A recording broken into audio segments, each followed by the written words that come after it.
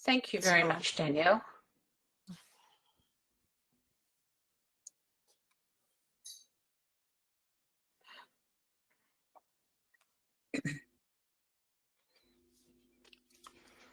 Hello, everyone, and welcome to our afternoon session.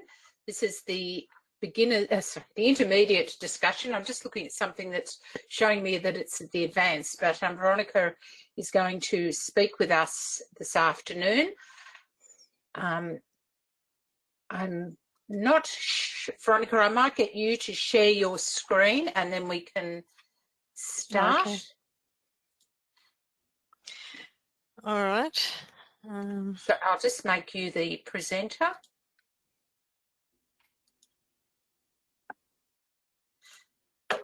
Good. Can you see my screen? No. I think you just have to release your screen now. I've got it so you can show us your screen. It's come now, Veronica. Thank you very much. Okay.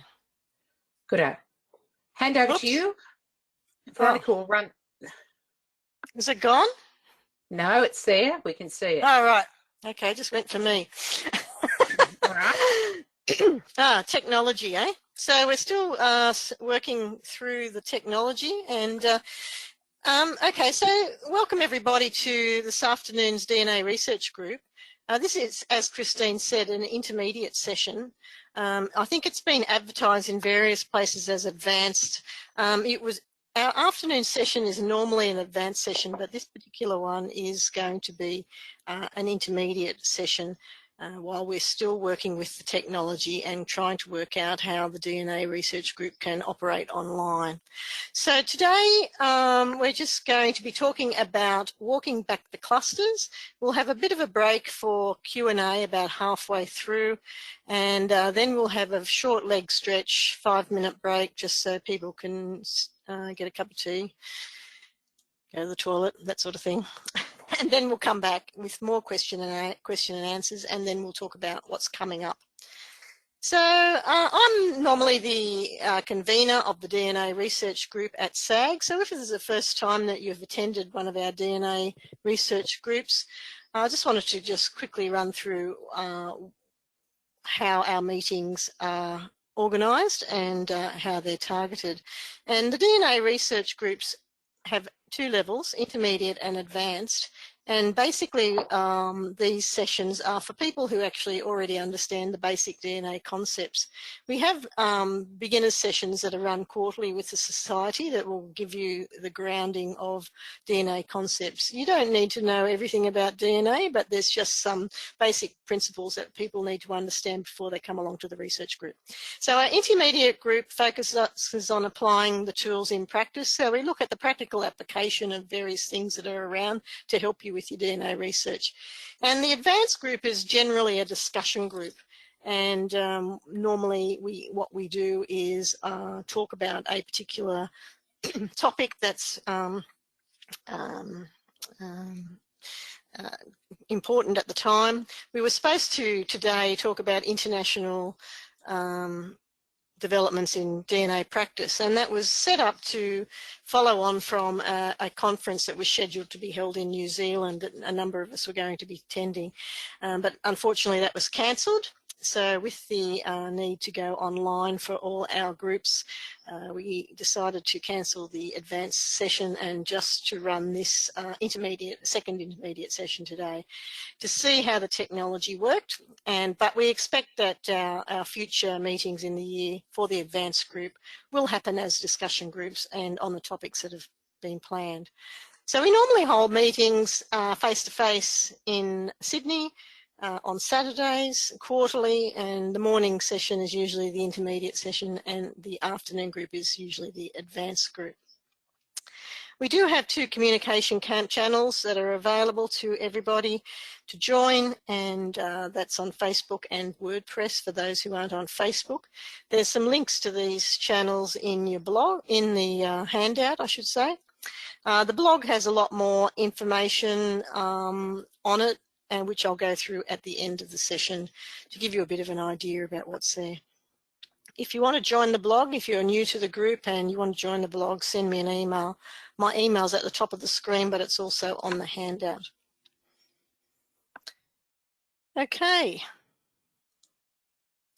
So today's session is what I'm calling Walking Back the Clusters. And basically, this is a session that's just going to be a walkthrough of the process that I applied as I was trying to implement the methodologies of Jim Bartlett and Donna Leeds. So Donna Leeds originally developed a thing called the Leeds method, and Jim Bartlett's taken it one step further. So as I was doing my reviews, I was making notes for a potential session in the future. So that's what you've got here as I step through the process, what I discovered. So the important thing to note is that when you're working, if you take this along and apply it to your own DNA results, you'll get different results because all of our DNA is different, our clusters will be different, the sizes of the matches we're dealing with will be different. So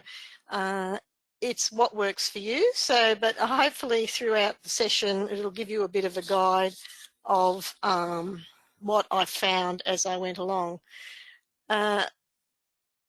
Basically, my guiding force at the moment is trying to break through on mum's paternal line. So that's where I'm headed, and that'll become obvious as we go through. Okay, so this is Donna and Jim.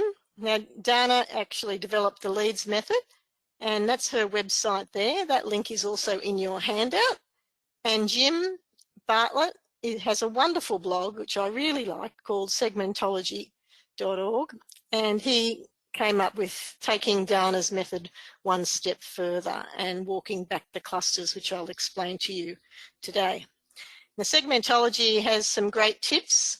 Jim has these things that he calls tidbits, and so they're little basic DNA concepts that he just rolls out. So if you go back through his blog, he's got little tidbits on things that got it in bite-sized chunks so that you can actually understand the concept. And so it's a great little series if you're just starting out.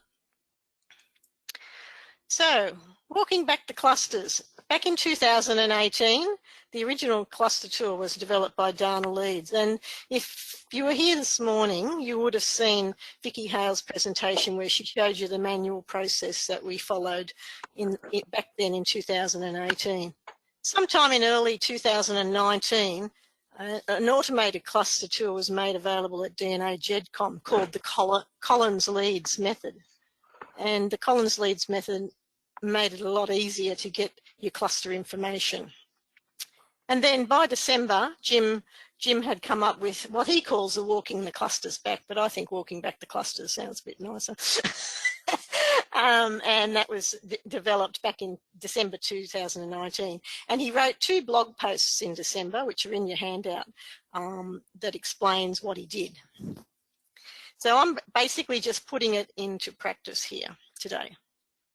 So the aim of the process of walking back the clusters is to incrementally identify your 8, 16, 32, 64 grandparents. Now, I think 32 and 64 is very ambitious. I think I'm somewhere in between 16 to 32 by the end of this process. But everyone will be different, and I think Jim has done a lot of analysis of his genome and he knows where most of his segments come from. So he's able to get out there to those 64 grandparent groups, but I think most of us are probably struggling to get up to that level. Now, to do this, I've used the Collins-Leeds method automated tool at DNA.com, but you can do it with other cluster tools. But I prefer this one, and I'll tell you why in a couple of moments. And you need to have a subscription at DNA.com. You need to subscribe to DNA.com client to be able to use the tool, and that costs $5 per month. But you can actually subscribe just for 1 month at a time and download a whole lot of stuff and then cancel your subscription.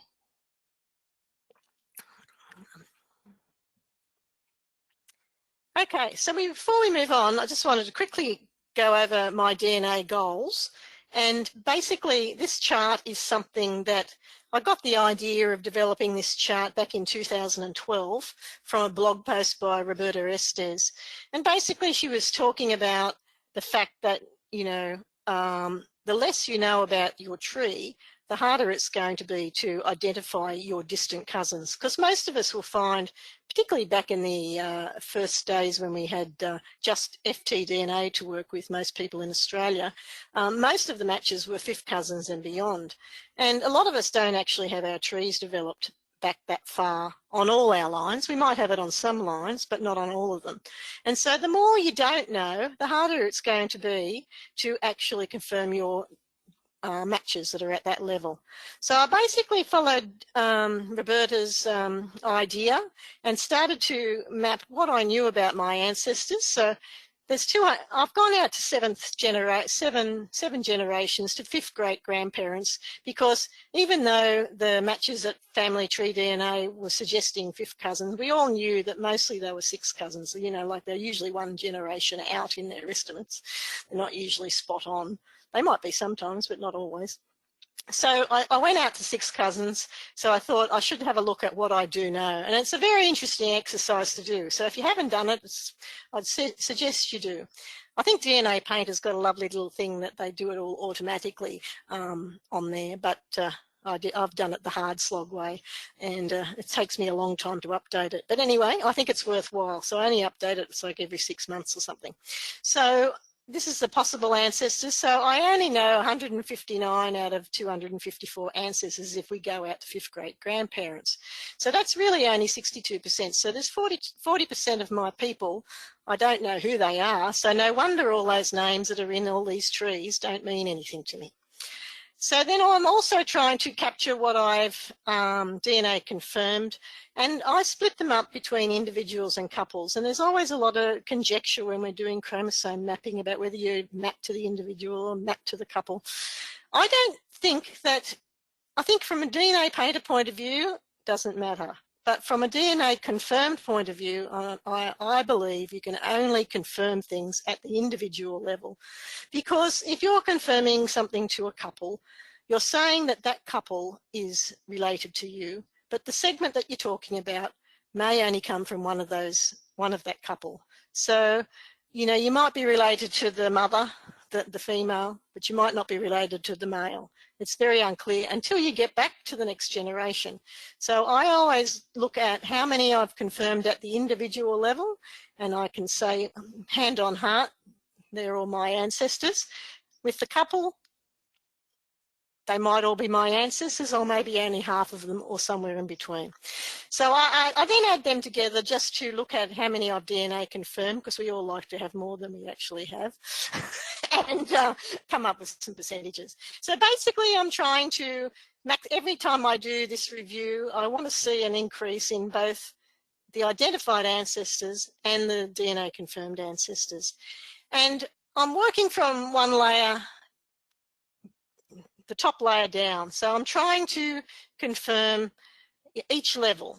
So I want to know that I've identified all the ancestors, and then I've DNA confirmed them, so that these figures all end up 100%, 100%, 100%, 100%. That's the goal.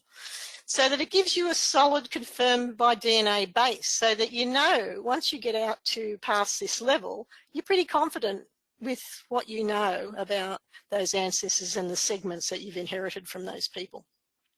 Now, some of you who are very statistical will notice here that I've got a number 7 as an identified ancestor, and anyone who knows my research will know that my great-grandfather on my paternal grandmother's side is a bit of a mystery, but we know it's one of 3 brothers. So whilst I can't identify conclusively which brother it is, so I've said that it's only, I haven't identified him here, I do believe that I've mapped enough DNA now to prove that his parents are also my ancestors, and I've counted him as a DNA confirmed over here.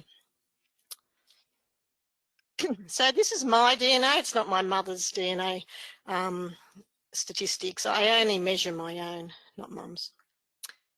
I just want to say that because most of this presentation is about my mother. Okay, so this is an ancestor chart of my mother's known ancestry. And I follow the same principle with her as I do with my own, trying to confirm ancestors working backwards. So looking at each, what I call rings, each ring. I want to do each ring, fill the ring in, and then get it DNA confirmed. Now these black stars represent people I'm very happy with. I've confirmed them at the individual level. The red ones are either tentative or to the couple. Now you can see here that I've got a couple of problem paternal ancestors for mum. This one, oh, whoops, sorry, whoops. Okay, this one here, George Courtney. Everyone will have heard me bleat on about George Courtney. 2019 was the year of George Courtney. I was supposed to find him, but nothing happened. I'm still looking for him. In fact, George Courtney was the person that got me into DNA in the beginning. I had a theory way back in 2010, and I thought it would be delivered to me on a plate that I was right when I did DNA testing. Little did I know. Anyway, so George Courtney, I have many theories about George Courtney, but I haven't confirmed anything by DNA. I've got plenty of matches on Abigail Pace's side, his wife, going back many generations in England. Edward Roberts is also a problem. I know his genealogy, I believe, but I've only got one match on all of that line. I've got plenty on his mother's line. Oh, I just said that, sorry. But on his father's line, I've only got this one match, and it's a sixth cousin match, but it's not triangulated. It's 14.8 over one segment, which isn't a bad match for a sixth cousin. But when I looked it up on DNA Painter, it's a 60% probability of being correct. But so that's promising that maybe Edward Roberts is right and maybe his ancestry is right according to my research. But I'm not happy because I want to have triangulated matches out at the sixth cousin level. So he continues to be an area of focus. Now, mum's maternal side, I should say, is pretty empty because we're talking about Ireland. I've got out to her, what is that? Second great grandparents. I know all of them. I have DNA matches confirmed mostly to the first great grandparent level, but only on the Cassidy and Sweeney line for that next level. I haven't confirmed anything out here. So there's a lot of work to do over here, but it's very difficult, as most people know, working with Irish records and DNA because there's a huge gap and you're working in the dark a lot of the time. But anyway, it can be done, but it's a long, hard slog. So that's where we're at with mum's ancestry. So George Courtney. Now, is his name Arthur, George, or William? In all the records, he has many different names. And when I say all the records, we actually only have one primary record, which is the 1871 census. The other names appear in things like his daughter's birth, deaths and marriage records, which are all given by somebody else. So this is the only one where he was actually present and may have given the information himself. He may not have, but he may have. So he's my main research focus and my brick wall ancestor. And you can see here, it's a bit hard to read, but in this particular record, he's called Arthur G. Courtney, Courtney actually, Courtney. So different spellings as well. We get the Courtney or the Courtney.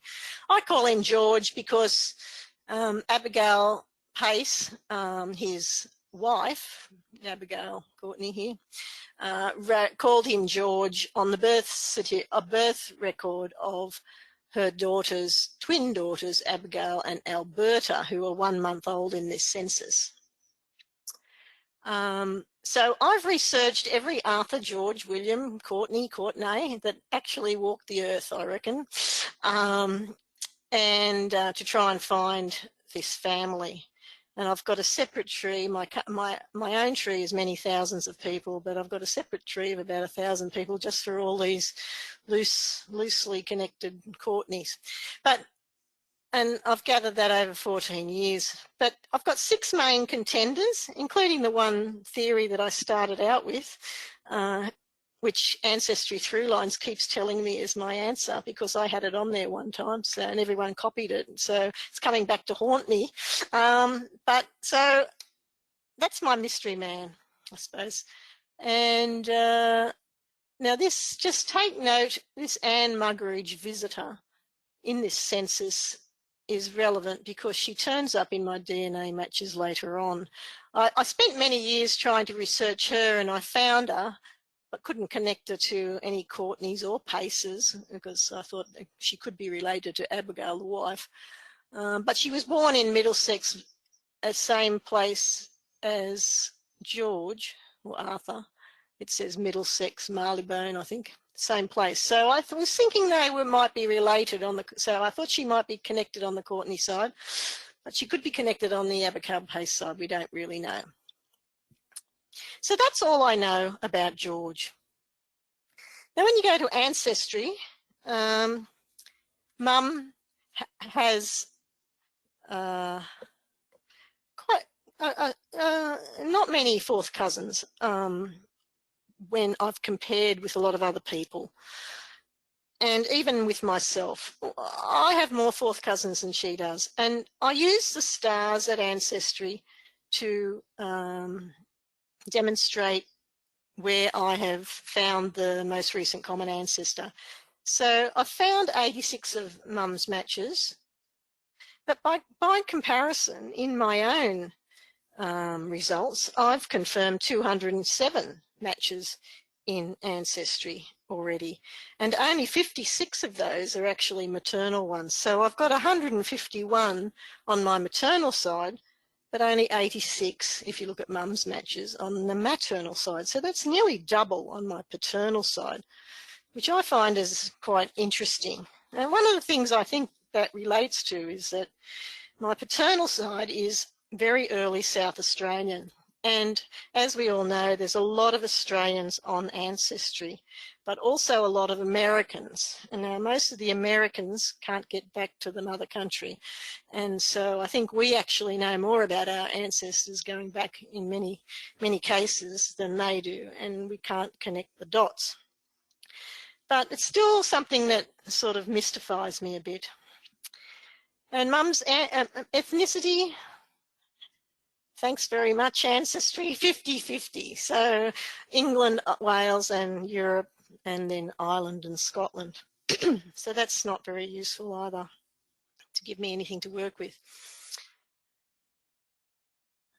So when you look at her ethnicity estimate, it looks pretty right, really, when you think about it. It's showing there are a couple of communities in Ireland and an additional community in New South Wales British settlers. Now, her father was born in England and he arrived in Australia with his mother, father and his brother in 1910. And in his memoirs, he talks about his father being of Welsh origin. With a name like Roberts, that's probably right. His mother was said to be predominantly English and French with a touch of Irish in her makeup. It's pretty vague, but and a mother was a second generation Australian. So Mum's paternal grandparents on her mother's side were Irish free settlers. They came to Australia in 1841 from Ireland, Wexford and Limerick, Munster, which is mentioned in the communities. Their parents were supposed to be Irish, English and Spanish. So perhaps the Spanish is in, I don't know whether that's in the European mix.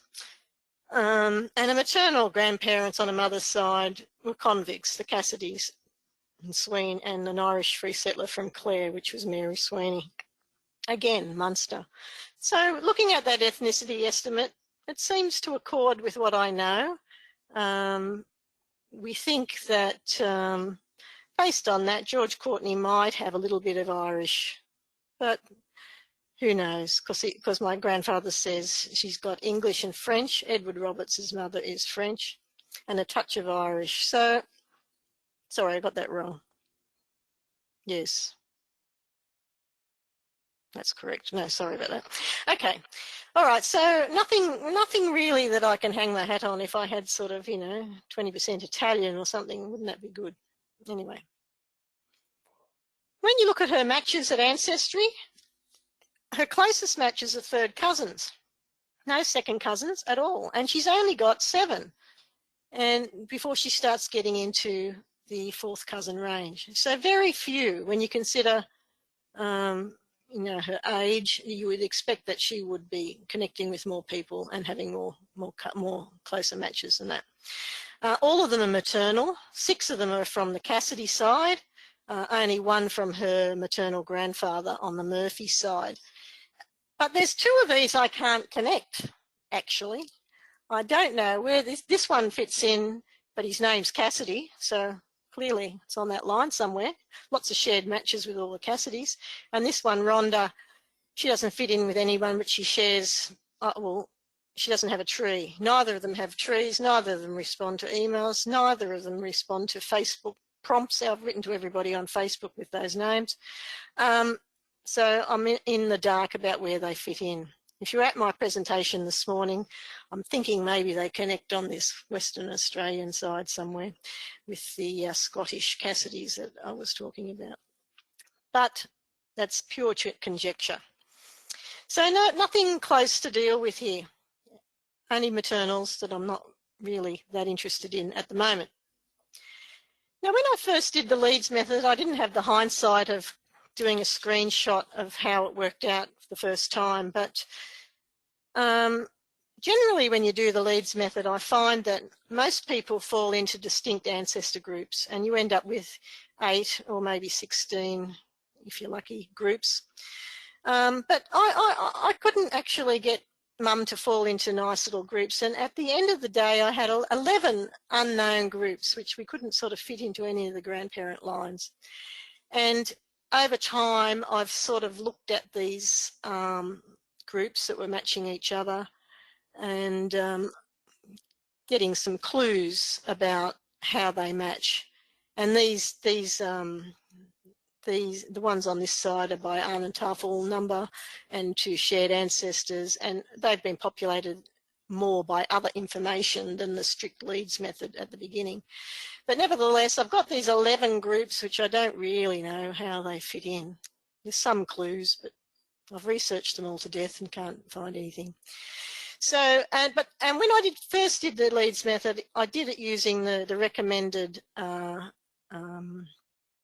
limits, so below 400 centimorgans and over 40, and Mum's highest match was 158, which was put into this. So didn't quite work as well as expected, but it might for you. Good luck. So let's move on to what we need to do with the information and these clustering tools. So the DNA GEDCOM client is a third-party tool. As I said a little while ago, you can subscribe for $5 US per month or $50 per annum. And to do what I'm going to show you today, it's best to access the Collins Leeds method tool. It does the process very quickly. There's other cluster tools that you can use, but that's what I'm going to show you today. Now, I use DNA GEDCOM client for a whole lot of other reasons, and I'm a big fan of Genomate Pro, which is a database that you can use to store all your information. And DNA GEDCOM client is where I generate reports to add into Genomate Pro. So it makes sense for me to use the GEDCOM client for its clustering tool as well. Now, this is the screen that you will get when you go into DNA GEDCOM client. And the first step that you've got to do is to gather your match data, and including in common with matches. And so you can see at the top of the screen here, there's a gather button. Basically what DNA GEDCOM client does is you log into each of the sites and it draws the information out of the site into CSV files that you can then download to your computer. And it does it for all those sites: Ancestry, 23andMe, Family Tree, DNA. MyHeritage and GEDmatch do work, but they are both beta tools at the moment, so they're not as well developed, I would say, as the others. But for this process, we're just going to use the Ancestry tool. Now, when you first run that report, you can gather trees as well. Now, if you're going to import the information to GenomeMate Pro, I would definitely run it with trees. And when you do it for GenomeMate Pro, you go down to whatever centimorgan level you want to work with on GenomeMate Pro. So you can cut it off at a high level if you want to.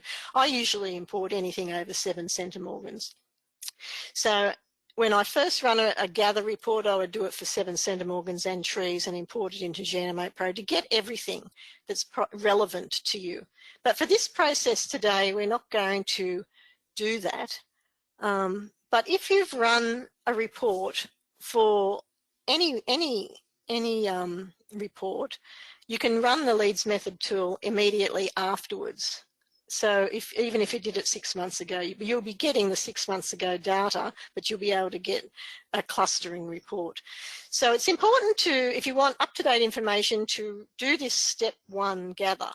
Now, the very first time you do it, it will take an extraordinarily long time, depending on your internet speed, of course. I've only got 1.5 at my place, but it takes forever. But people with 45 and things like that, they're going to be able to download it much quicker than me. But anyway, so that first step is to do the gathering and getting the in common with. So there's a little box that you tick once you go into the actual testing company site that you see there on the screen. I'm not going to show you that today because it's not essential for what we're going to do next, but just to let you know that that's what you need to do. So once you've run that gather report, you can run these Leeds method reports, and we're going to run multiple reports today, but I'm not going to go through these screens every time. I'm just going to tell you that that's what we're doing. So I'm just going to show you how you do it for the first time. So step 1 we've already spoken about is the gather the match data and including ICW. So if you go to this screen first, it won't give you any results if you haven't done step 1. So you won't know why it's not giving you any results. It'll just keep saying can't give you anything. But the reason is you haven't done step 1. So if you come to this screen first, make sure you go back to the gather screen to do your gathering.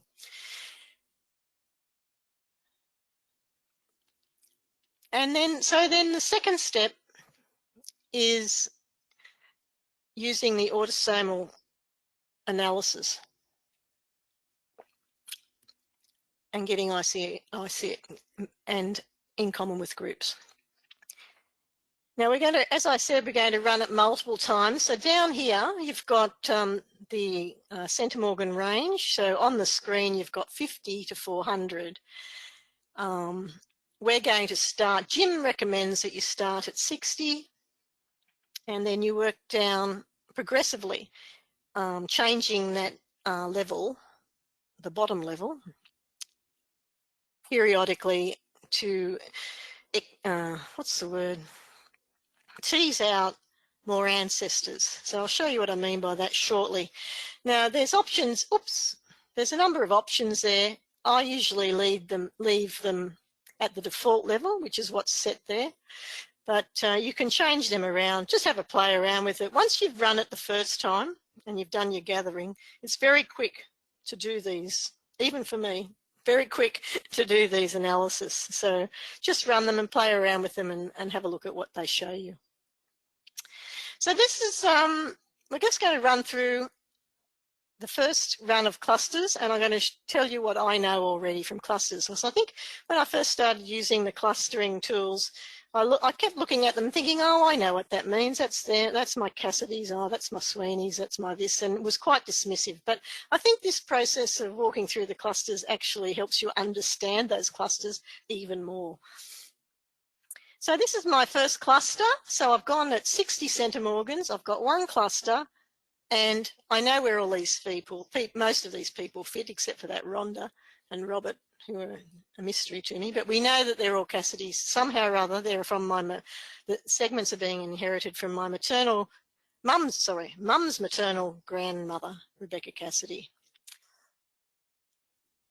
So I've gone back to our DNA GEDCOM client screen, and now I've run it at 50 centimorgans. Now I've got 3 clusters, so you can see these numbers going down here, 1, 2, 3. So this time I've got 3 clusters, and this is what they call a supercluster. So these people are connected. There's these shaded boxes that some people are matching other people. So it's actually a supercluster forming, and I can tell from who these people are that these people are coming, the segments are coming from Rebecca Cassidy, but these later ones are coming from their parents, and number 2 is a Cassidy, whereas this one's coming from Rebecca's mother. It's a Sweeney match. So that can be quite useful. But still, I haven't got very many people on there yet. So what does 45 tell me? So this is a 45 centimorgan run. I get 6 clusters. And looking at that information, I know that there's 4 that are on my maternal side. We've got the 3 we already talked about, which are Cassidy Sweeney people. Number 5's the Murphys. I know who they are, but I've got these 2 unknowns. No idea who these people are, 4 and 6. So could they be paternal? Don't know. So at 40 centimorgans, what have we got now? 10 clusters, 5 maternal and 4 unknown. So you can see that you're getting more people coming into some of these groups. I don't know who any of these people are, so they could be clues for my paternal side. I might say I ran this in March. This is when I first started doing this, and really I've been working on it up to just the last few days, sorting out some of this stuff since then. So you might have noticed that some of these have got these little, I don't know if it's a leaf or what it is. Anyway, but that little green thing is actually saying that there is a common ancestor name in those trees. And when you click on that, you can actually have a look at who they are.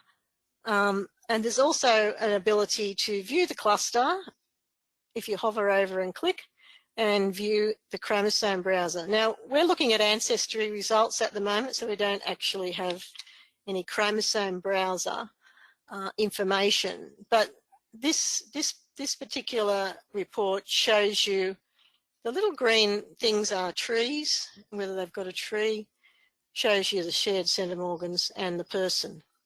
And then this shows you the ancestors in the group. So this is a particular one in this particular cluster, James Smith. No idea who he is, actually, but it's in clusters 1 and 11. And it's matching all these TW people and Michael. And I know these are all siblings. So no wonder they've all got the same person in their tree. So it doesn't help me, but it might help you if it's somebody that helps you with your research. So keep an eye out for those little I don't know what it is, leaves, I think it is. As I said before, there's no chromosome data, but if you click on the chromosome data, it lists all the people in the cluster. So look, there's 11 names there. And if it was like something like family tree DNA data, it would be listed down here and you'd be able to see.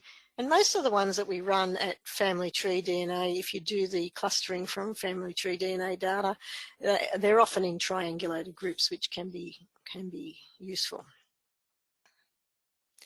So 30 centimorgans, once again, I'm going out to much smaller clusters.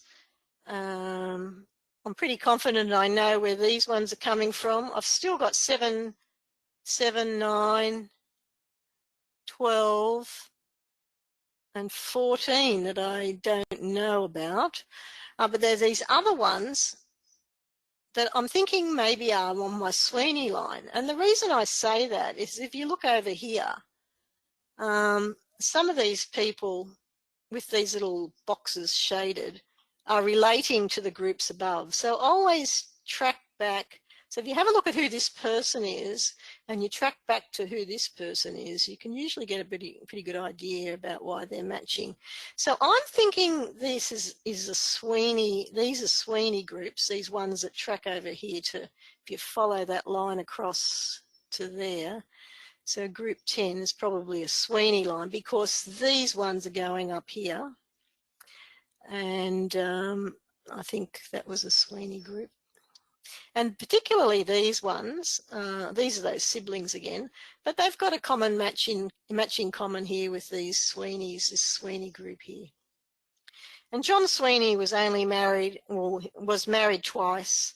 So a lot of these people in here are descended from John Sweeney's second wife. So I know then that they're definitely Sweeneys. But some of these later ones, remember the comment at the beginning that these clusters are supposed to be stepping back into your grandparent groups. These ones down here, 10, 11, 13, etc., are possibly John Sweeney's parents or grandparents. So they're stepping out the generations. But I've got that problem in Ireland that I don't know those other generations. So tree completeness is very important to be able to understand your clusters. And 25 centimorgans, it's getting even more complicated. You can see that we've got this new cluster that wasn't there before. And I don't know if you can see those numbers here, but these numbers over on the left, they range from about 26, 21, 22. So they're all 20. Oh, they must be over 25. I can't see. No, they've got to be over 25. So they've got to be 25.3, 26.2. So they've all just come together once we've gone down to 25 centimorgans. So you can see the superclusters forming. So not only have we got the one up here that we know about already, and there's now 4 boxes in there, not 3 that we had in the beginning. And you can see these other ones. So this one here is a supercluster. So it's showing you that there are connections between the pink box and the green box through these other people. So it's possibly, you know, these people are closer, and this is the wife or the next generation. And you can see these ones down here. There's more of them appearing. The trouble is I've only got small numbers in them, so it doesn't really tell me much. And going down to these groups down here, you know, we're down to ones. So many of them are very small clusters, but some of them have still got very high centimorgans. So this green cluster down here, this guy's 51.2. So it's still a big number, but it's looking like it's distant. So don't disregard all those little ones down the bottom. Some of them are actually could be quite useful. Always have a look over here on the left at the centimorgans, and you can see there those trees as well. So you can click on that and go directly to the tree in Ancestry, which is a good feature.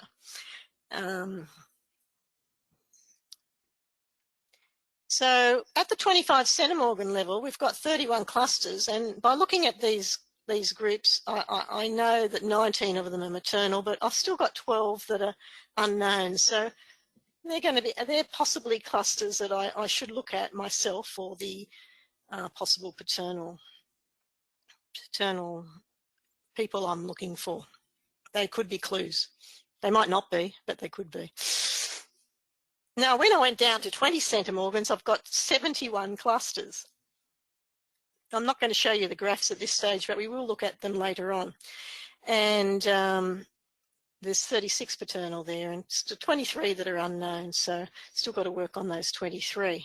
So you can see there that at the 20 centimorgan level, I've got 51% of my clusters are maternal, and 17% I know are paternal, but unknown is 32%. So you would think that maybe all those ones in that bottom group might be paternal. And that's where I wanted to focus my next level of research. You'll notice there that I've got some matches to Mum's father and to Abigail Courtney there. One of the things that you need to be on the lookout for when you're working through these clusters is for people that potentially are on other sites. So if you've got your data on FTDNA or MyHeritage or 23andMe, some of these people might be on those other sites, and sometimes you can find out more about that cluster by looking at that other information. And for those particular ones here, a lot of them, some of them I know were on other sites, and I was able to look at the chromosome data. Now, because Mum has had 3 other siblings tested, then I am able to do visual phasing, which I've done for her, and I can usually identify which grandparent it came from. Except for on her paternal side, often visual phasing, at least half of the segments for the paternal side, I haven't been able to identify which paternal grandparent it is out of the 2, Edward Roberts or Abigail Courtney, because of lack of cousin matches. So visual phasing can be very useful if you've identified for all your grandparents and segment data, and use that segment data to give you clues about these ancestry clusters. So always be cross-checking between all the different sites to find out more about your matches.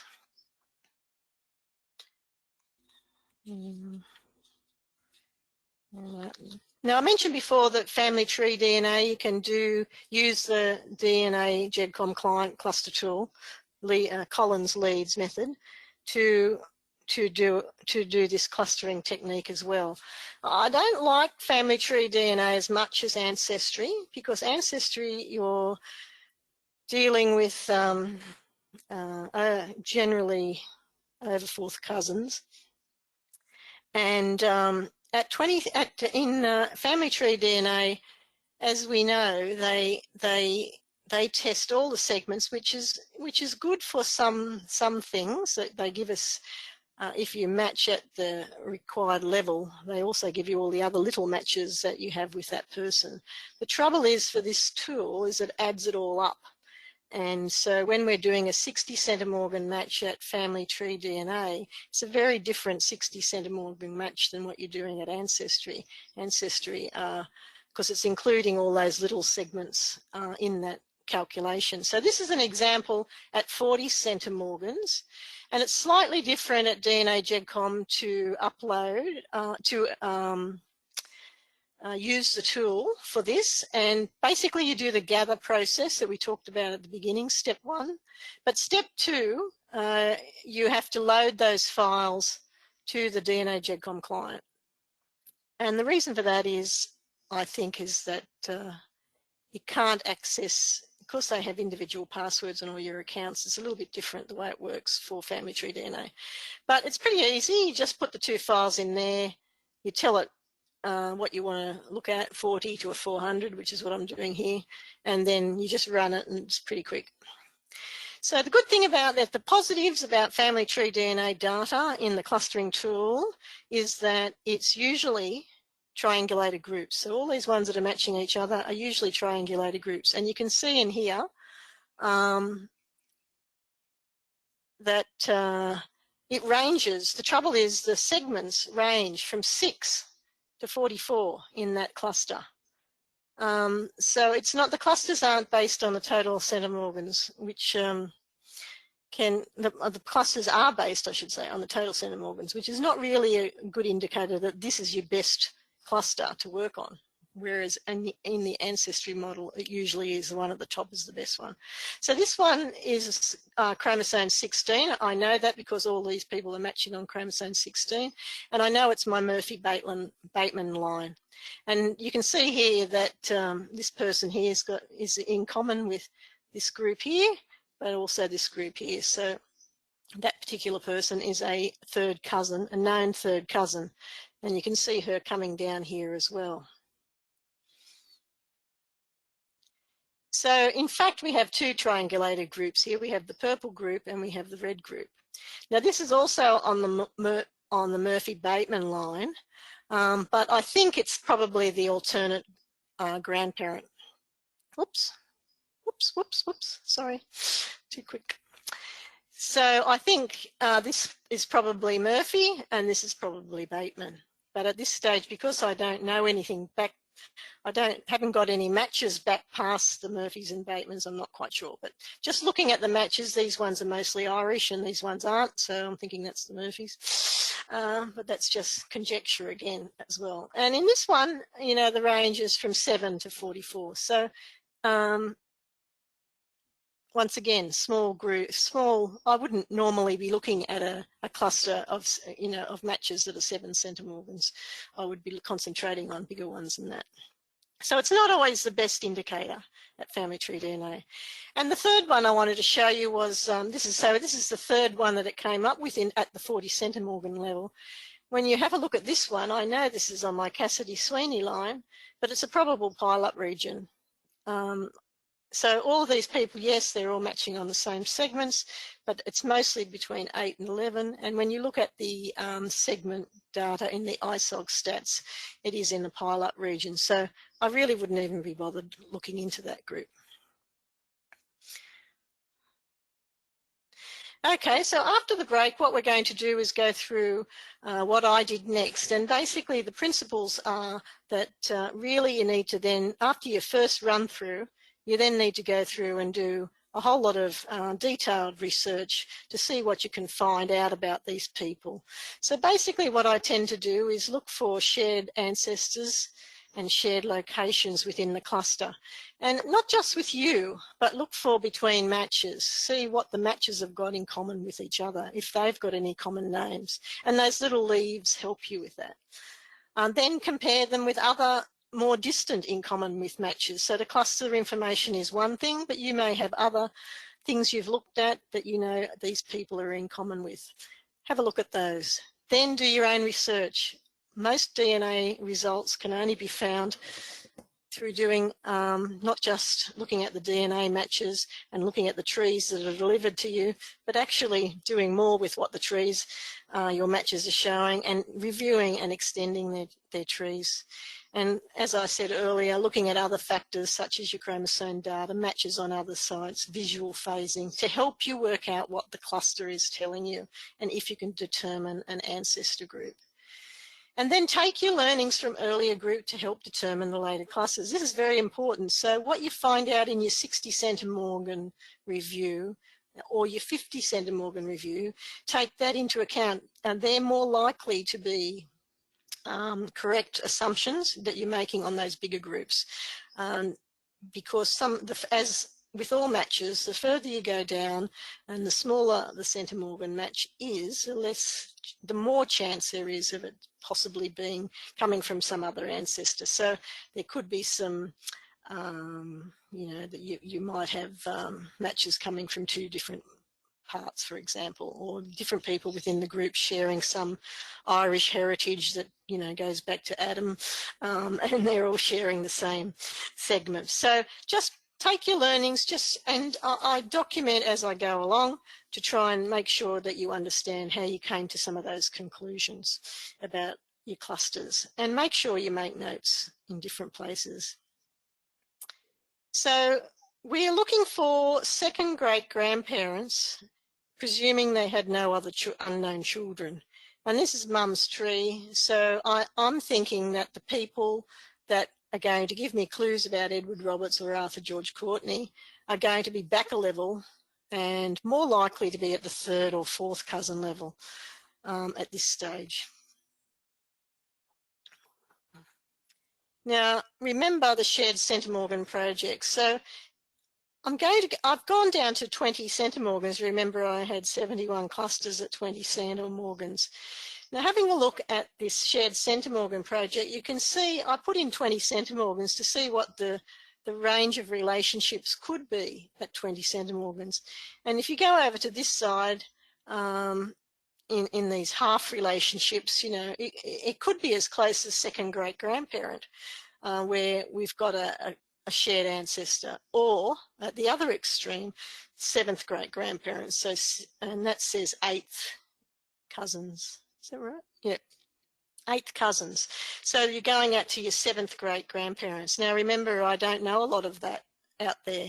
So a lot of these matches could be in those areas of my unknown tree. So can't stress enough that tree completeness is a critical factor, and you should be always trying to get your tree back as far as you can. So to help you understand these. Okay, so I think I'll just break there, and we're going to take any questions that anyone had at this point, Veronica, or? Sure. If anyone wants to put their hand up so that they can ask a question, please do. We don't have any in the question box. We don't have any in the chat box. And at this point, I'll just flick through them again.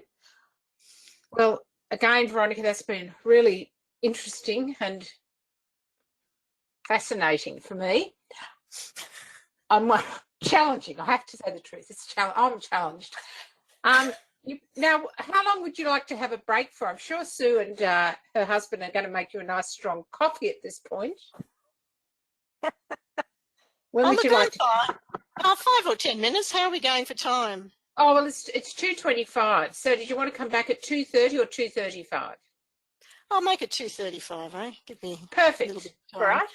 Okay. So comes back then. And if anyone wants to post any questions, hang on. Veronica, look, sorry, Rob, I'll ask the question. Rob actually has a question, Rob Spencer. Rob, I'll just unmute you so you can ask your question. Hello, Rob. Hello, Veronica and Christine. Can you hear me? Yes, I can. Loud and clear. Oh, really? I've just got a new headset and apparently it works. So that was a test. Shared clustering, I've been playing around with that. And you can, after you download, hearing's not real clear. I can hear you. I was just trying to think about shared clustering. Do you mean that, is that a separate tool you're talking about? Yeah, it's one that runs on Ancestry data. And they download a text file and you can go down to 3 centimorgans on Ancestry. Of course, you get a lot of rubbish down there at that end. But and then on that base, you can then just keep rerunning that for different levels as you walk back. And you can add notes as well. Yeah. That's all my question is, just sort of raising that. Comment. Yeah, okay. Yeah, I haven't used that. And the main reason as I said at the outset, was I use this because I'm already using it to put information into Genomate Pro. I think Vicky mentioned it this morning, so she might know a little bit more about it. But I think essentially all the cluster tools, you can actually a lot of them you can change the centimorgan levels and do different reports. So you don't have to use DNA GEDCOM client. It's just my preferred mechanism and what I'm showing you today. Thanks, Veronica. Enjoy your coffee. Thank you, Rob. I will.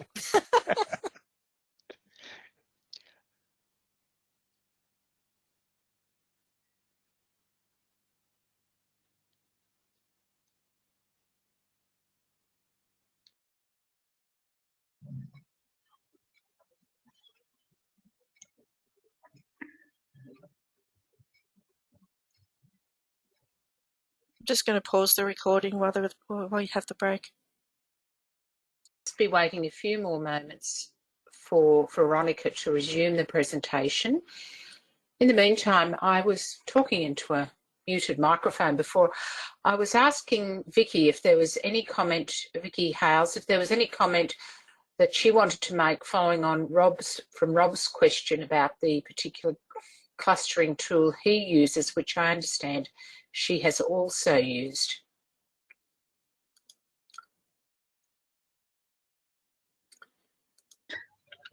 Oh, hi, Chris. Nothing really to add. I have found the shared clustering tool very quick and easy to use. And as Rob mentioned, you do have the ability to make notes within that tool and then upload all that information back into your Ancestry notes field. So it sort of has got an advantage there. And it's probably not as visually appealing as the Collins lead, because your but the ones I've found tend to be pretty much one colour. So they're probably not as easy to separate your clusters. And I often find I get lots of people who sit between clusters. I don't know if Rob experienced that when he's used that tool. And I'm not always certain how to manage people who sit between groups, or whether that is another example of where you've got multiple generations and, you know, they're falling within across two of the cluster groups, those super clusters. Yeah. All That's right. probably all I can add. Thanks. Righto, thanks for that. Well, back to you, Veronica, then.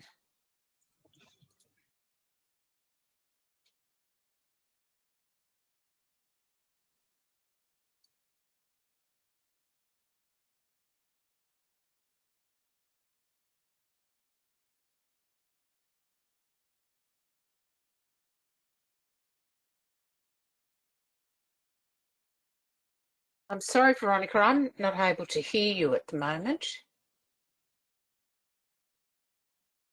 Can you hear me now? Perfect, thanks. Okay.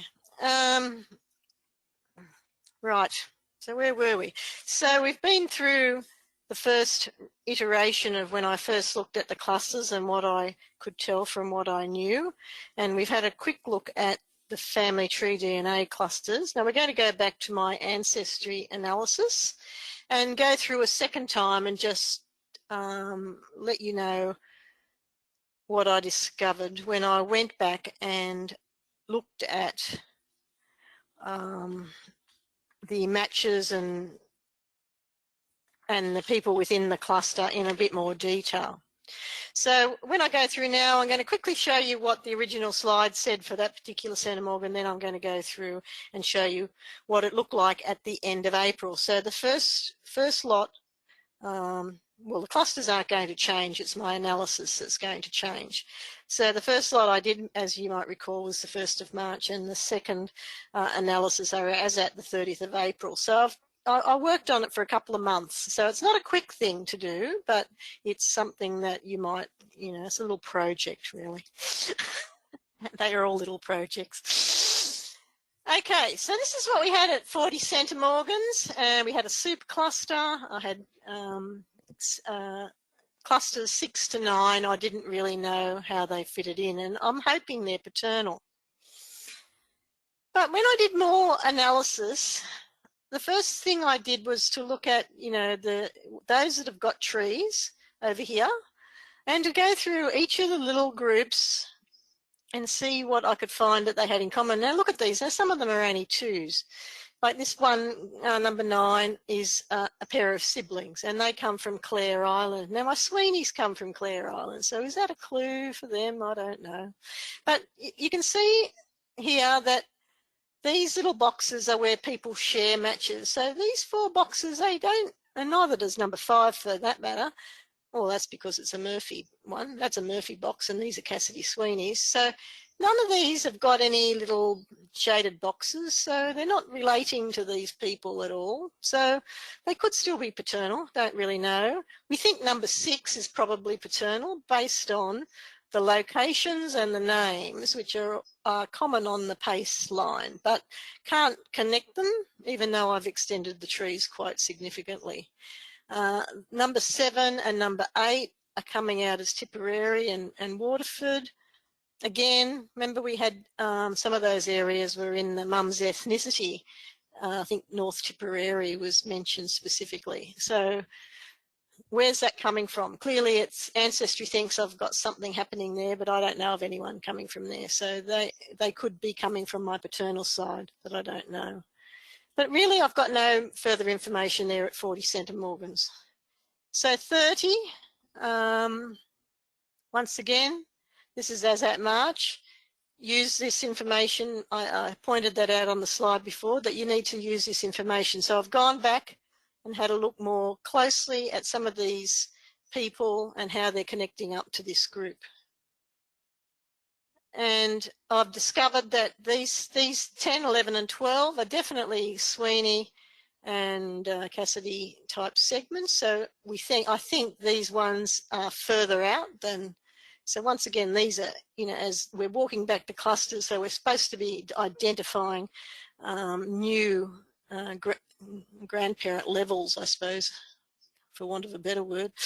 So these are more distant ancestors. So I'd say that these are on the John Sweeney line, as I don't know anything past John Sweeney, and same with the Cassidy. So this is coming from the maternal great-grandmother, but on which side I'm not quite sure. And number 14 I also think is a maternal Sweeney based on some other in common with matches. So I still don't know about these three. So they're 30 centimorgan matches, possibly the paternal side, not relating to anybody else. So they could be priority for further research. When I looked at them some more and extended their trees, I found that number 7 was one of those types of ones where you're running into a lot of people from the United States. There's Murphys everywhere. So I'm thinking it's Murphy, but I'm not sure because I can't connect it back to Ireland.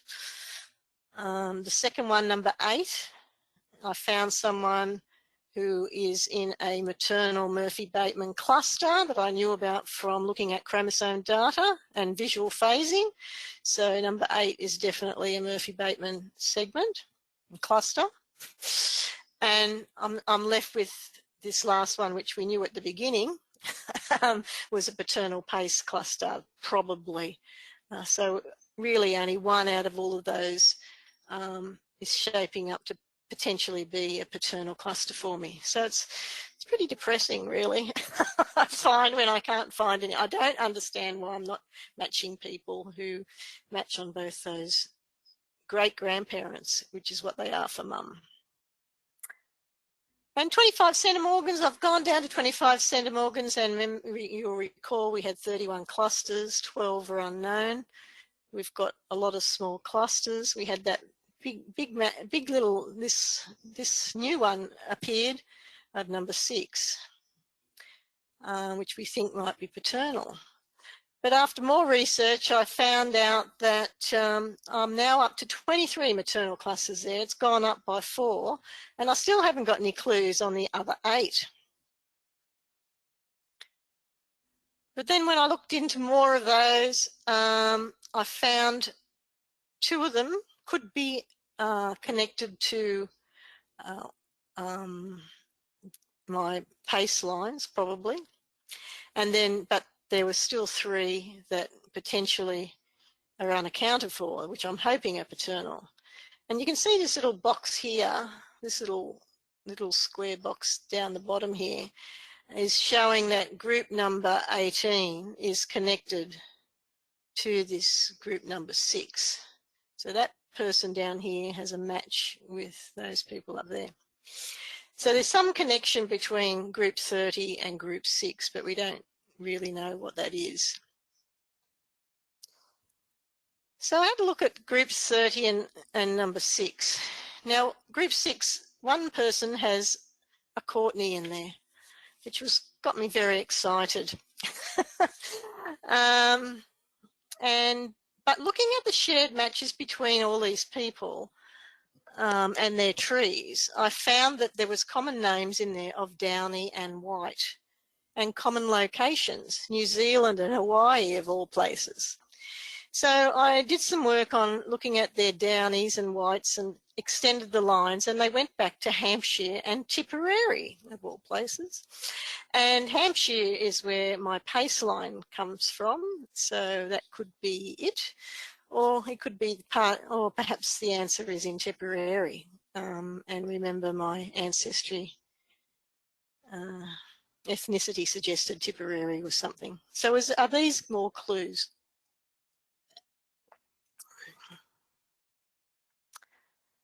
Looking at the others, these, and you can see them right down the bottom, they're only very small. There's 2 people in them, which is not really, it's not really what I call a cluster, but anyway.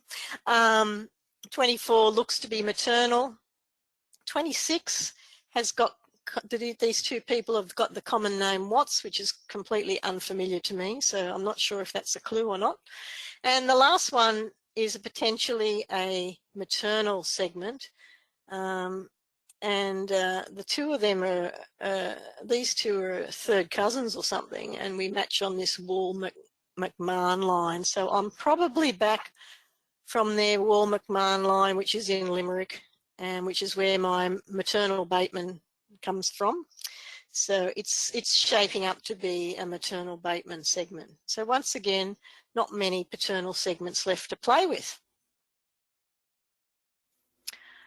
So I've got 6, as at April, at 25 centimorgans. Essentially, I think I've got 6 clusters that I can work with.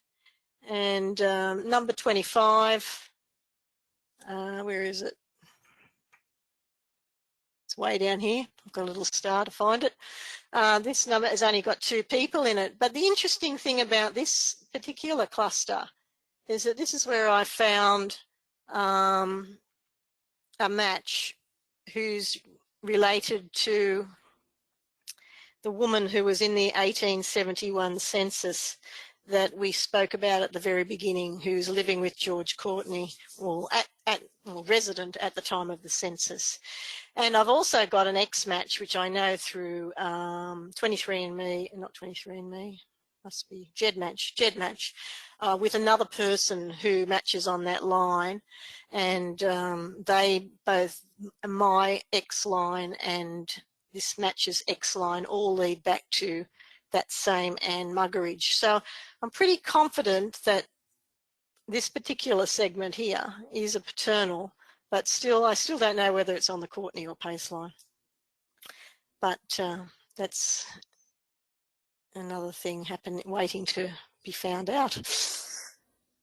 And we've still got nothing yet for the Roberts great-grandfather, and we're out to 31 clusters at 25 centimorgans. So what's going on here? So you might recall we had the 20 centimorgan list, which is a quite long list there, 71 clusters, 36 maternal, 12 paternal. So I'm going to show you, we didn't look at the graph for this, but because it actually extends over 3 screens, it's so big. So we're just going to look at it one screen at a time, so in parts, and just to show you what happened. So what happened? So when we did the 20 centimorgans cluster, it completely changed around. Remember, we had the supercluster at the beginning before, which was a Cassidy, Sweeney, Britton cluster, which was my mum's maternal side. Now we've got a paternal grandmother, Anne Launden, husband of Edward Roberts, appearing up the top. So the groups have rearranged. So this is why I was saying before that you need to take notes as you go along and save your reports so that you can go back to them, because sometimes if they move around, you'll be thinking it was in the first cluster and it's the same colour. It's the same colour as it was before, but it's actually relating now to someone completely different. So once again, I won't go through too much here, but you need to be looking at your old results to see whether any of those closer cluster reviews gave you more information. Now you can see this one in the middle here, this super cluster has now gone out to a 4th generation. Well, I think it might have in one of those earlier slides as well, but it has moved down from number 1 to number 3.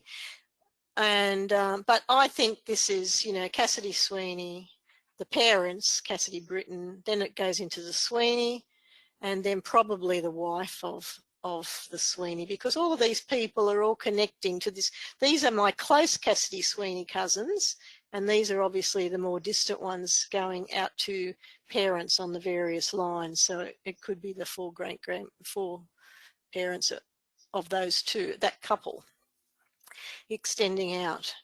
Now this one here is another one that is looking like Flanagan and Tierney are the names that are coming through in this cluster.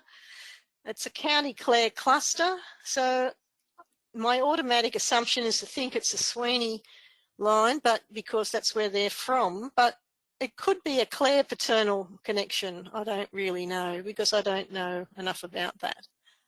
We've got this Britain.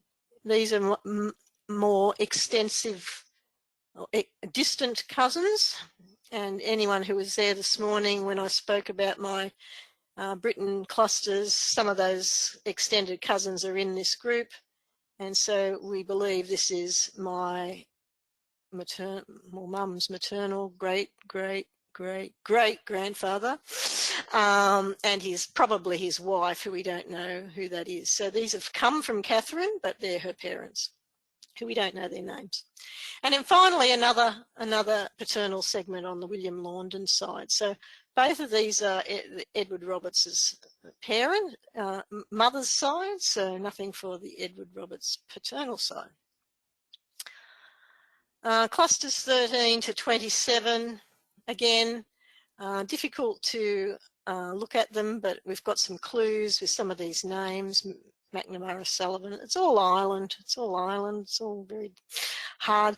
And again, we've got this really big cluster, supercluster starting to form.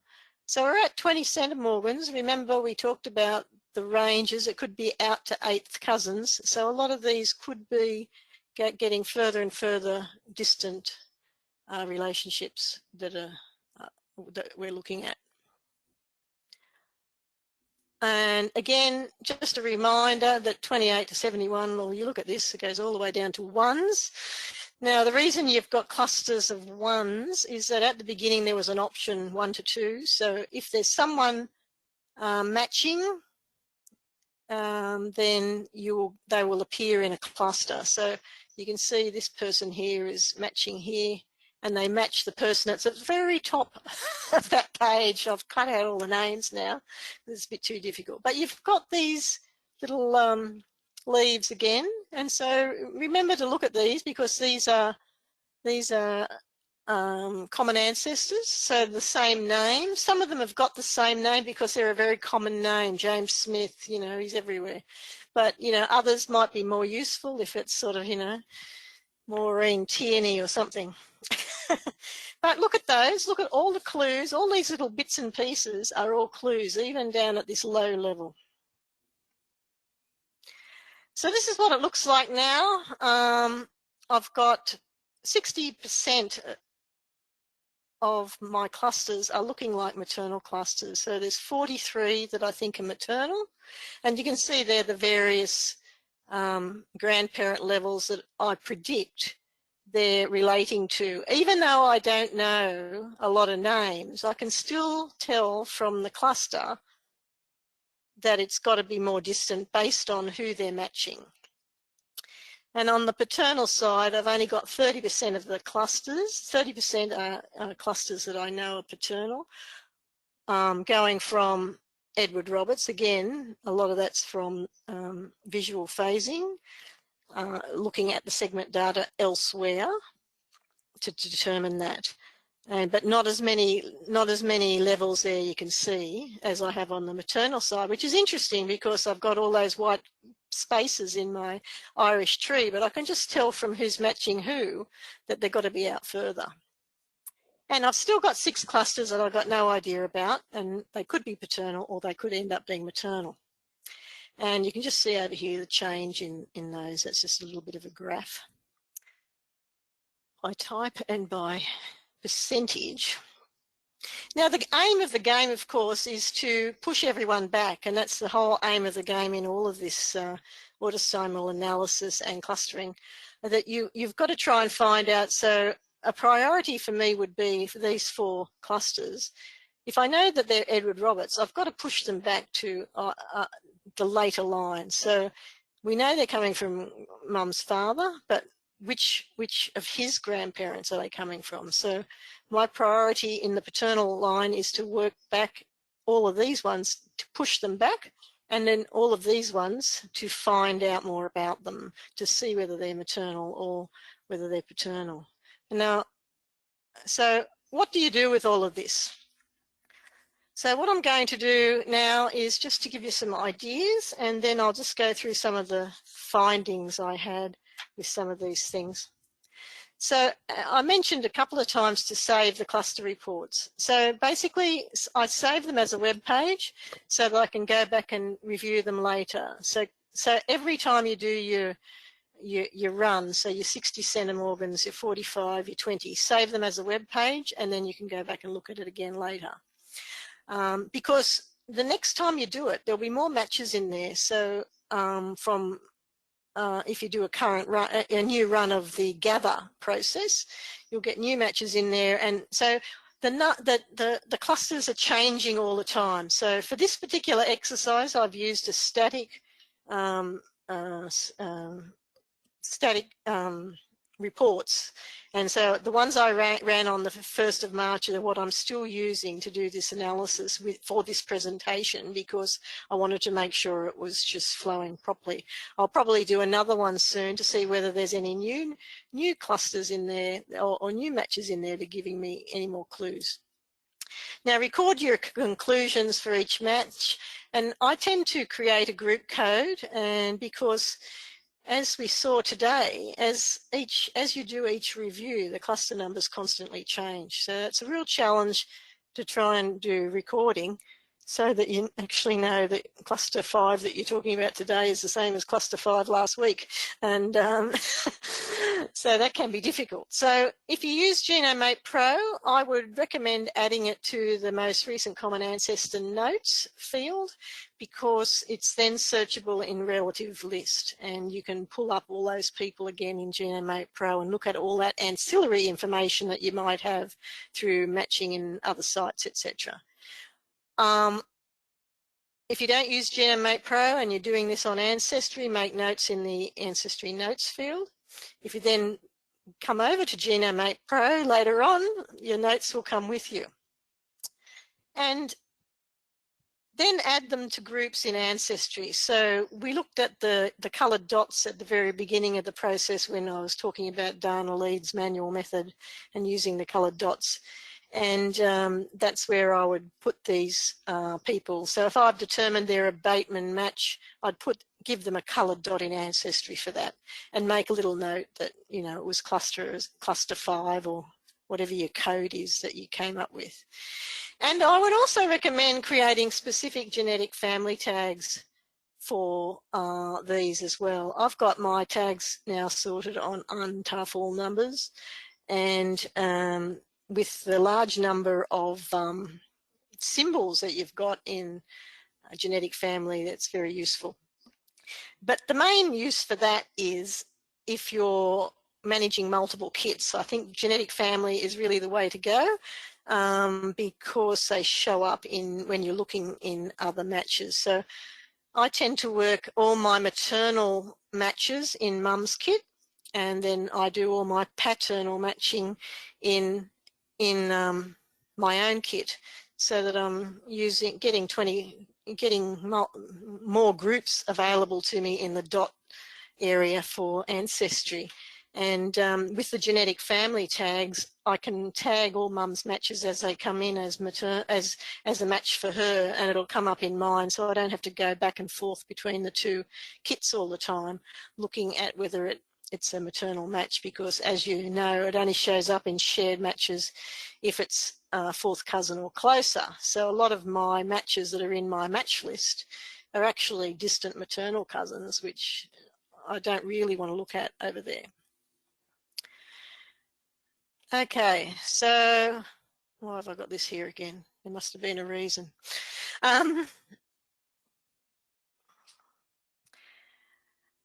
Okay, so I don't know why I've got that there.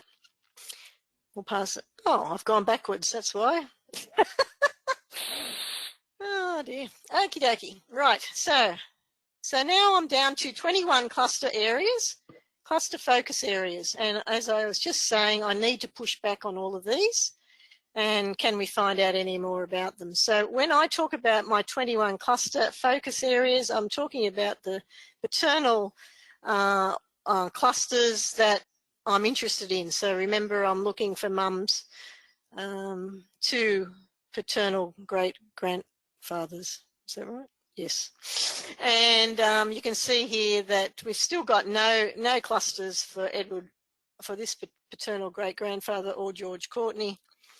And I'm going to exclude from the next lot of analysis the ones that are on the mother's side. So Anne Laundon, she had 5 clusters for her, and Abigail Pace had 2. So I've taken those out. So 15 out of 22 of the paternal I want to look at, and 6 of these unknowns who I still don't know anything about are my focus. So I'm just going to just focus on these 21 clusters to try and see what I can do. Now I'm just going to go back to this cluster that was, I think it said number 6, so now it says number 4. But anyway, you remember it appeared, this green cluster appeared after a few tranches of looking at the clusters. And this is the one that had the match with the Courtney name in it, and Downy White, New Zealand and Hawaii. So as I said before, I extended these lines back to Hampshire, which is where the Paces come from, and Tipperary, which has got no known connections. And one thing I didn't mention before is that if you hover over any of these boxes, it'll show you the name. And this TG is managed by Ray somebody, and that's what that's showing. You'll find when you're dealing with those spreadsheets, they're a bit unwieldy because the names are all on the left and the top, and you can't tell where you are once you move over to the right. But hovering over it will tell you some information, so don't forget that, because it can be a bit disconcerting at times and makes you go cross-eyed looking at the lines. And remember, there was a match, I think it was, that's what it is, it was 6 and 30 before, but now it's turned itself into 4 and 18 because we're in a lower level of matching, because we're down to 20 centimorgans now. So all of these people are all matching each other. This mob all match each other as well, but I haven't put it on the screen because I didn't have enough space, because they're way over to the right somewhere, or left, can't remember. But anyway, I know right could be. Anyway, these people, you can see here that some of these people in this cluster, the number 30 cluster, was just the white ones down the bottom, or number 18, it's on this screen. This guy, JC, he matches everyone in this cluster except for JS. And this person, Rowe, he matches three of the people up here. Good Irish name. Anyway, so that's more clues about the interrelationships between those 2 clusters. And these people have got a big solid green, it was a different colour, over to the right. So they all match each other as well. And a lot of them have got trees. Now remember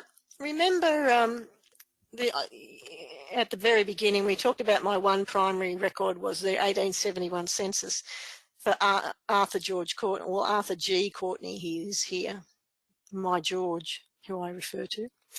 And many years later, I found this census. It's an 1881 census. The ages are not that far apart.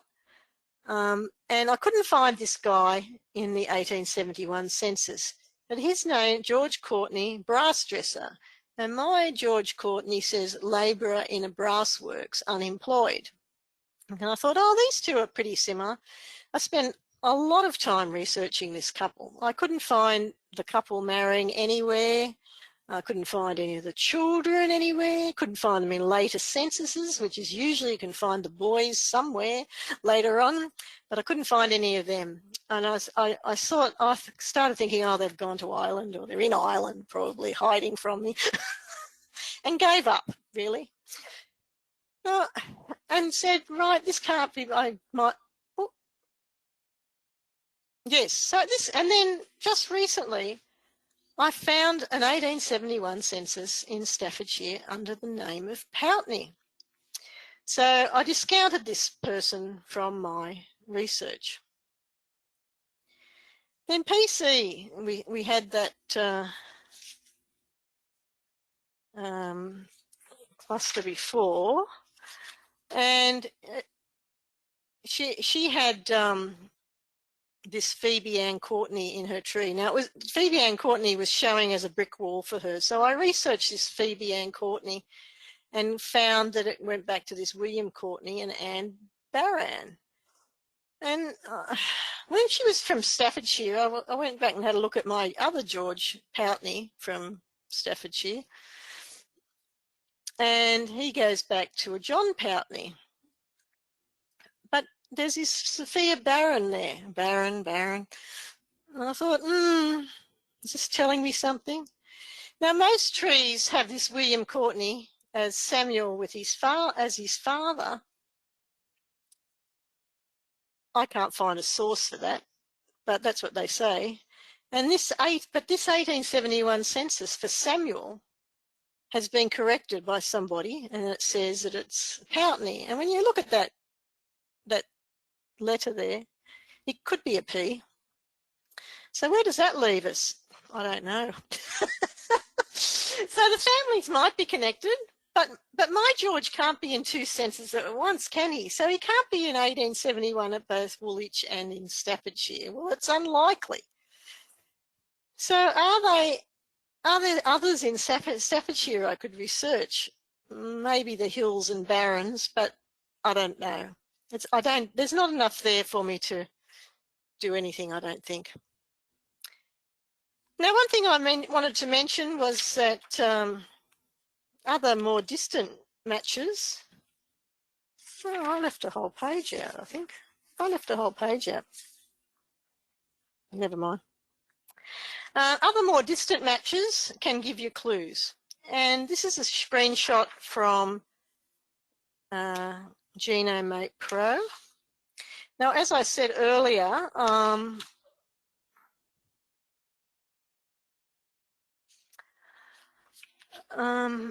as I mentioned earlier, when you run the gather file, it gives you results for all your matches with your in common with ancestors. Now, remember we ran it at 60 and 40. Well, if you're going to upload it to Genealogists Pro, you go down to the bottom level that you want to. Now, and I recommend you go down to 7 or even 6, because that's what Ancestry Matches go down to, 6. So I would run those and import it into Genealogists Pro, because I find it easier to work with. And if you're in Genealogists Pro, if you right-click on the DNA comparison view, you get this menu down here, and it's got this thing called Show Ancestry ICW Relatives. Now, when you right-click on them, this is what you'll get. So I'm on this James match in Genealogists Pro. So it shows me all the in common withs that are in Ancestry for this guy. So some of them are the people that were in that cluster, that green cluster for cluster 4. But others, so the ones, we only went to 20 centimorgans. So all these people down here are also matching this James and might give you more clues. So I would always go down there and have a look at that. And I didn't actually mention this, but when we were on this other slide, sorry, I'll just go back quickly. When we were on this slide, James, and that's the one we're just looking at, he hasn't got a tree, right? And James, he doesn't match with this JC.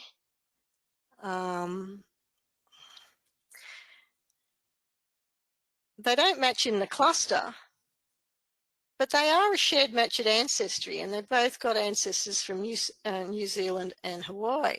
No, sorry, can't be the right James, is it? He must have an unlinked tree or something. I've got to know that somehow. Sorry. And they both share the ancestors of Downey and Beeston. And Beestons are Scottish. But the Group 18 group didn't give me any more clues. But this James Downey and this JC are connected somehow. Sorry.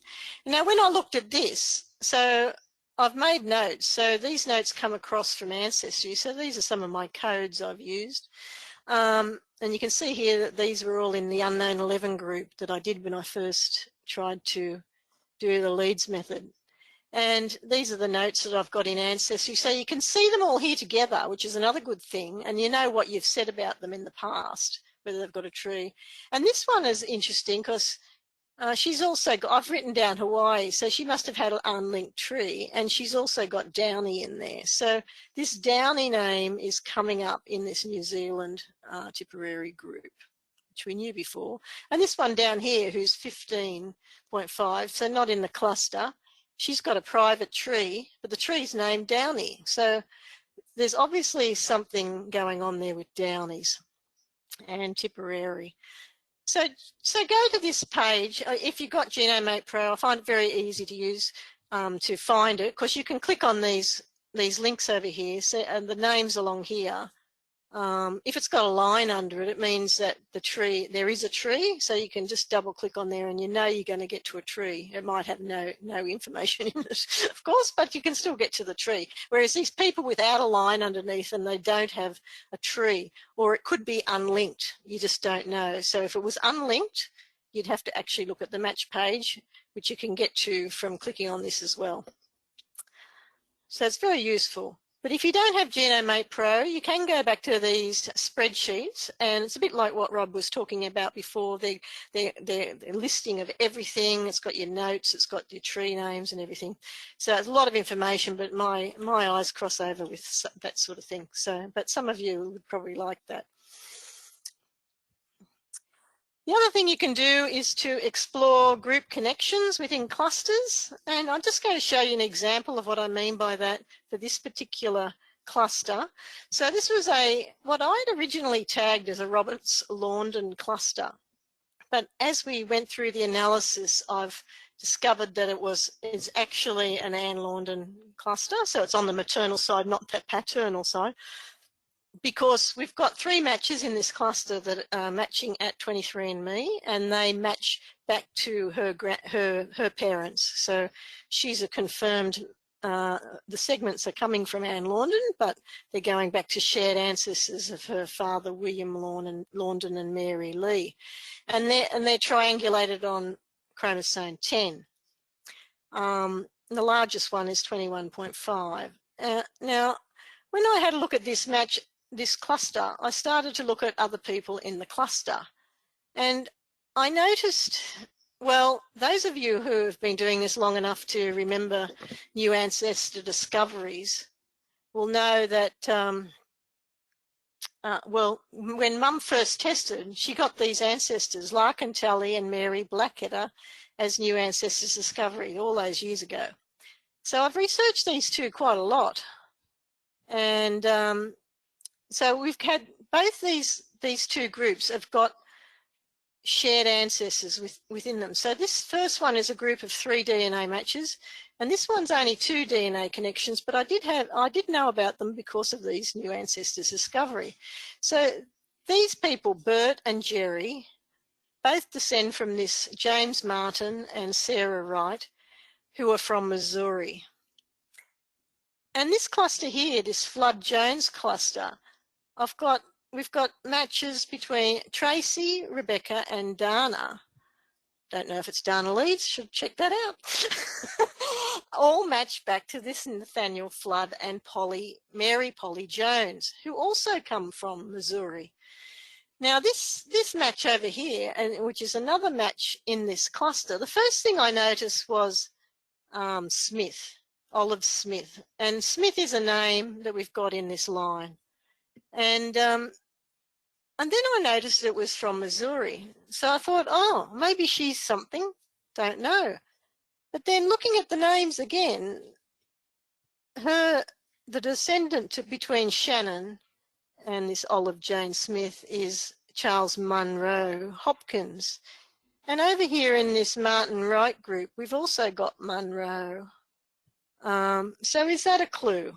We've got Flood and Jones up here, Martin Wright and Smith in this group, and this Munro, Smith and Jones again. Jones is appearing here again. So there's a bit of commonality in names.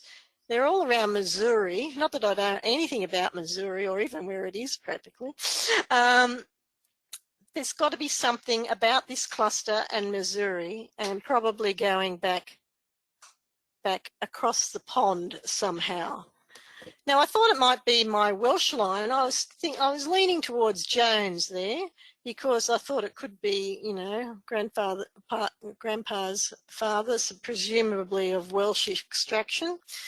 But then I remembered, no, if it's a Laundon segment, it can't be on the Roberts line. It's got to be on his mother, on Edward Roberts's mother's line somehow. So there's more research to be done there, but that's just an example of what you can do in terms of looking at your clusters and what you might find within those clusters. Another thing is to look at surnames and not just look within a cluster, but like clusters. So in my possible paternal clusters, we had a Connolly group earlier on. And if you have a look at this Connolly group, there's this Clark name. Now, I don't know whether all the Connollys I'm matching are all descended from this John Connolly or Evelyn Clark, because no one will actually write back to me or talk to me about it. But if they were, and here's this name Clark, I've also got X matches and some connections from the people who are matching on X matches to chromosome 18 triangulated groups. But I've also got the Clark name. And another one of those big clusters that were coming from County Clare, we talked about earlier, all go back to Mary Elizabeth Clark and Thomas Tierney. And we've got matches down from 5 descendants from that couple. So is the Clark name something I should be thinking about? Don't really know. But they're clues. So I recommend starting to develop a bit of a portfolio of research clues and add to them over time so that you don't forget all these things, because it's very easy to forget all the interrelationships between different groups.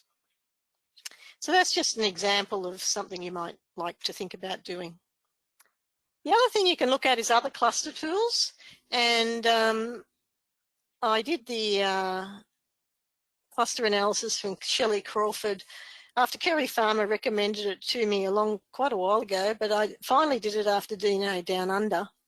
And I've found it very useful, and particularly in looking at these clusters, because you can see here that that cluster 4, that green group we were just talking about, cluster 4 with the Downies and the Hawaii Tipperary people, they're actually in this cluster 67. But they're actually broken up into 2 subgroups. So half of the cluster that's showing up on the Leeds method cluster is in this 67 group, and the other half is in the 18. So the Connolly types are in this 18, and the Downey Hawaii types are in this 67. So it suggests to me that perhaps they're coming from different ancestors, but joining up with me maybe a generation back from those 2, perhaps. Now, just look at this little line here. That's showing a connection between these groups. The fatter the line, the more interrelationships there are between these clusters. And I forgot to say that this bit over here is groups, and these over here are the individual matches. So these little dots are all the matches that are in that group 67. And these pink ones here are all group 18. But you can see that there's a match along here going into this big brown group. So what's that? So it's connecting to group 31, which is this group here, this big brown group. It's actually a Cassidy-Sweeney group. But it's this match here that's of interest, and when you if you do Shelley's matches, you can find out who that match is. And when I look at that particular match, he's matching in with these Connollys back this way, but he matches in with a couple of the Sweeneys. And this is an outlier group. You can see that this is sort of out of the main group. So this is the Cassidy-Sweeney people who I'm closely connected to. But these people here are actually people who are related to John Sweeney, but via his second wife. So this is suggesting to me, and I know it's only a very thin line, but remember these were from Clare, and I wasn't sure whether they're going to be Sweeney matches or paternal matches. So it's suggesting that perhaps, it's only one match, but perhaps it could be, they could all be maternal matches. or this guy is, but the others are somewhere else. But it's a clue. So I find Shelley's thing very good to look at after you've done other analysis, because it means more to you than when you first look at it. So it's about using everything that's available to you to help you analyse your clusters. Now, one thing I wanted to mention before we finish today was this new tree linking feature in Ancestry. I don't know if you've noticed it. I only noticed it a couple of weeks ago. But you see this little blue dot here. It's not blue when you haven't linked your ancestor to it. So basically what it is, it's a feature to add, to join the person in your tree. So if JS is in your tree, you click on there and you can add a link so that next time you're looking at JS's match, it goes directly to JS in your ancestry tree. But I'm using it because I map everybody who I research I put them all in my tree. And then I forget who I've researched and who I haven't. So I'm finding it's really quite useful to actually, if I've spent a lot of time researching this guy's tree, to connect him to my tree and so to the match. So next time I'm looking at the match, I can go to what I've already researched, particularly when they don't have a tree. Like this guy hasn't got a tree, but he told me, he gave me information, or he told me where something was, and I've managed to get him out to Downey Beeson. So, but this is where I've documented what that research tree is, and that link will take you directly to him. Now it doesn't carry across, so that doesn't carry across to my kit for his match to me, which is a bit of a pity. But because I mostly do, I do all of Mum's my maternal research in her match list. It doesn't really matter, but it would be nice to show in both, I think. So, but anyway, it's very useful, and I would encourage everyone to do this as much as possible, because I think if you're researching, I think you could even link it to, as long as the tree is in your under your username, I'm pretty sure you'd be able to link it to quick and dirty trees and things like that that people might have. And I think will actually help through lines give us more information, because you've done all that extra research, that it'll connect the trees. So I think it would be useful for people to start using that. Now, if you're, and I always put it into GenomeMate Pro as well, and so they have this link here. So even if I've got an ancestry link, someone might only put 3 or 4 names in their tree, but I extend their tree out much further. There will be a link under the ancestry tab, but I would also put my link to my tree in others, so that I know that I've actually done it. Okay, so key considerations when you're doing this sort of cluster analysis is that you need to make sure that you're looking at the clusters incrementally, and they extend out to distant generations, and keep looking at that in terms of how they could be further generations. Look at who the matches are connecting to. Tree incompleteness is a big thing. If you haven't got a tree completed, you're not going to be able to identify each of your groups. Work backwards from your largest known clusters, one iteration at a time. And that's the iterations are helping you tease out the matches that are relevant to that cluster. So I've used 60, 40, whatever. You can use 60, 58. It depends on your, or even 80. It depends on how many matches you've got, what levels you use, but it's what works for you. Just try it out and see what levels will give you new information in terms of changing the clusters, and just getting 1 or 2 people at a time in each of those clusters to have a look at how that changed and what was it about that particular person that made them go into that cluster, and what can you glean from that. So look for clues through names and locations. Make sure you consider those superclusters, because they're very telling, particularly in terms of generations, I think. and the interrelationships between the clusters. And importantly, as we've always saying, it goes hand in hand with traditional genealogy. You need to be looking at extending your matches trees where you can. And then using your other research to help you identify the cluster groups through triangulated groups, phasing, etc. through on other sites. But remember, we're talking here about clusters at Ancestry, which has no segment information. And it's giving you clues about how you're related to these people. But remember that beyond third cousins, unless you've got triangulation, you can't confirm your DNA relationships, in my opinion. Because really, the more people, the further you go back, the more people you match, and without triangulation, you're not sure, it's hard to tell whether you're matching the ancestor you think you are or one of those ones in your unknown area.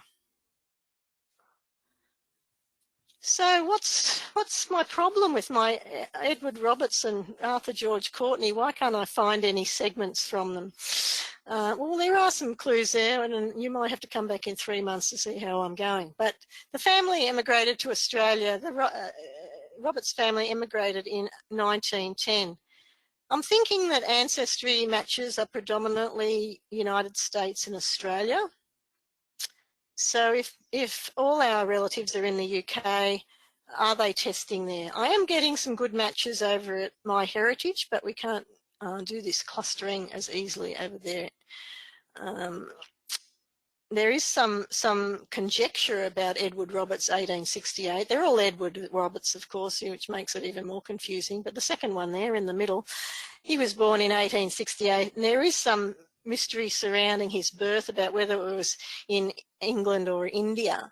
But even so, you would expect, even if it was in India, and it's probably his father was in the army, so the whole, it's probably English, but so I suppose it won't make much difference to his ethnicity, but it's still a big question mark.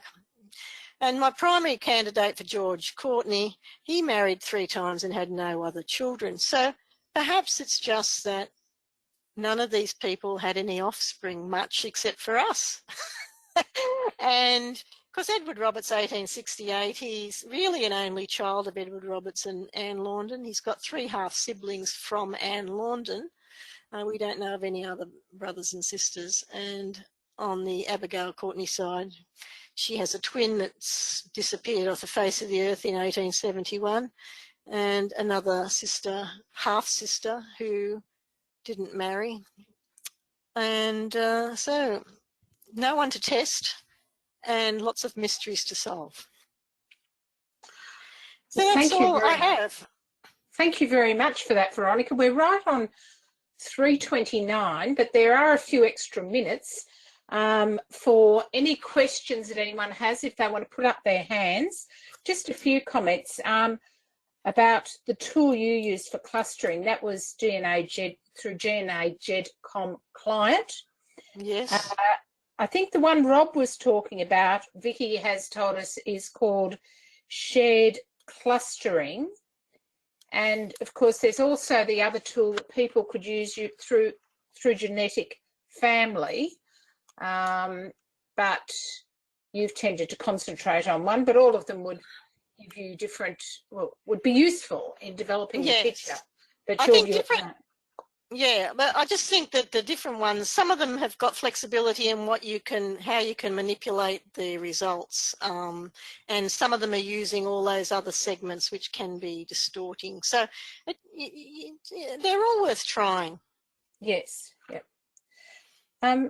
One of the people today picked up very well when you mentioned Donna Leeds. They said, "Oh, you had Donna Leeds on the faces in the match page of the fronts." I had to explain that. You privatise the faces. Yes, well, Christine told me that I shouldn't have faces there. So I thought, I don't want to just rub them out with a rubber. what can I do? So I got out my creative hat and got all my family and all my testers and put them in there. And the cartoon characters are me, my son and my cousin who are living, and all the other faces were actually real DNA testers, plus Donna and Jim. But Donna and Jim are going to be replaced by a couple of my other testers after this session. So I'll use that in future sessions. You'll see them again. Well picked up, Jennifer. Kerry, I was wondering if you wanted to just come online, because you made a comment about genetic family is just easier and quicker to gather. Maybe you could, I'll just unmute you and you might want to say something. Yeah, my point was just really that the client, I mean, especially given I've got one Jewish branch, takes forever to gather. Genetic family is the updated version of DNA GEDCOM, and it's a little bit more like Windows versus DOS. And I've started trying to do some of the things using the same tools, but using the updated version ones. I suspect that, in fact, the company, DNA GEDCOM, is going to be moving more and more to doing the genetic family route rather than the client route. And that's possibly why they haven't updated some of the things. I just wondered if you'd done any, if you tried any clustering using the genetic family version, because I tend to have that sitting as background to my Ancestry. When I log on to Ancestry, I've got my genetic family sitting up the top, and so I can really quite quickly gather and get it immediately. I haven't managed to. Sorry, Christine, you go ahead. No, I was going to just also, Veronica, if you can mention how you're using genetic family to do that tagging, to extend your tagging, which you commented about as well. Yeah, I did talk about that, but I haven't used the gather, haven't been able to get the gather process to work on my machine, Kerry. And I've asked Genetic Family about it because I'm using a Mac, and I think it might be the Mac issue again. So I'm persevering with the other, but they are a partnership now, DNA GEDCOM and Genetic Family, and I understand that everything's going to be on Genetic Family eventually, but just not at the moment. So I think that's probably just really the problem for me, and plus my, yeah. Yeah, I will use the client for if I'm doing on mum's side, but if I'm trying to do dad's or mine, there is no point in me attempting a gather other than through the genetic family route. Right. Thanks. Well, thank yous for coming back to you, Veronica. We're still in awe of the level of your research and ability to put it together, but I feel very sorry for you that, you know, seeing so many people have it, all of their relatives handed to them on a plate, when you, with, you know, your skills and abilities, have these holes in your tree. I'm sure you'll find the way through them one day. Now, there seem to be no other questions, so a big thank you to Veronica. I might let you just drive the screen, Veronica, while I just quickly touch on what's coming up for us with DNA-wise over the next little while. Most of the people that are here were here this morning, so you would have seen this already. So then we might just flick on to mentioning, the WordPress, the Facebook group. We've got DNA Sydney, and great, the 3 people who were at this morning's sessions that were new to our group have joined the Facebook group while we've been having our afternoon session, so that's good. And the next one is the WordPress blog called DNA Sydney, which has got lots of fabulous information in it, and you have to send a message to Veronica at her email address, which is there on the handout, to join that blog. Is that the last slide, Veronica? Oh, yes, this gives you lots of information, yeah. And I hope everyone's had an opportunity to pick the hand up out under the handout tab. You should save that now, but I understand that Danielle will also send a link to that out with the recording. So I think that's about it. Is there anything you want to say, Veronica? No, I'm still looking for George. If anyone's got any clues, let me know. Thanks very much. And for those of you that are joining us for our informal get-together fairly shortly, see you there. Thanks so much. Okay, Thanks, Daniel. Christine. Bye-bye. Thank you. Bye. Thanks, Bye. Veronica.